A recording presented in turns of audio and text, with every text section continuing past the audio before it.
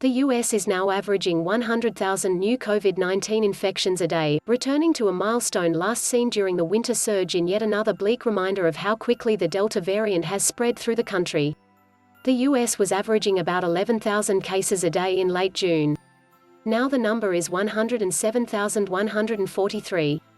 It took the US about 9 months to cross the 100,000 average case number in November before peaking at about 250,000 in early January. Cases bottomed out in June but took about 6 weeks to go back above 100,000, despite a vaccine that has been given to more than 70% of the adult population. The 7-day average for daily new deaths also increased, according to data from Johns Hopkins University.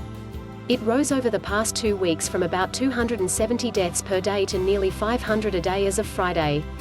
The virus is spreading quickly through unvaccinated populations, especially in the South where hospitals have been overrun with patients. Health officials are fearful that cases will continue to soar if more Americans don't embrace the vaccine. Our models show that if we don't vaccinate people, we could be up to several 100,000 cases a day, similar to our surge in early January, Centers for Disease Control and Prevention Director Rochelle Walensky said on CNN this week. The number of Americans hospitalized with the virus has also skyrocketed, and it has gotten so bad that many hospitals are scrambling to find beds for patients in far-off locations.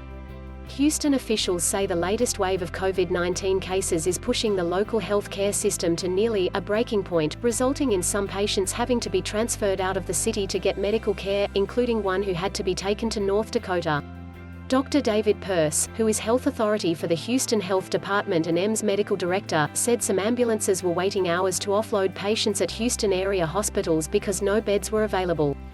Persse said he feared this would lead to prolonged response times to 911 medical calls. The healthcare system right now is nearly at a breaking point. For the next 3 weeks or so, I see no relief on what's happening in emergency departments, Persse said Thursday. Last weekend, a patient in Houston had to be transferred to North Dakota to get medical care. An 11-month-old girl with COVID-19 and who was having seizures had to be transported on Thursday from Houston to a hospital 170 miles (274 kilometers) away in Temple. In Missouri, 30 ambulances and more than 60 medical personnel will be stationed across the state to help transport COVID-19 patients to other regions if nearby hospitals are too full to admit them, Missouri Governor Parson announced Friday.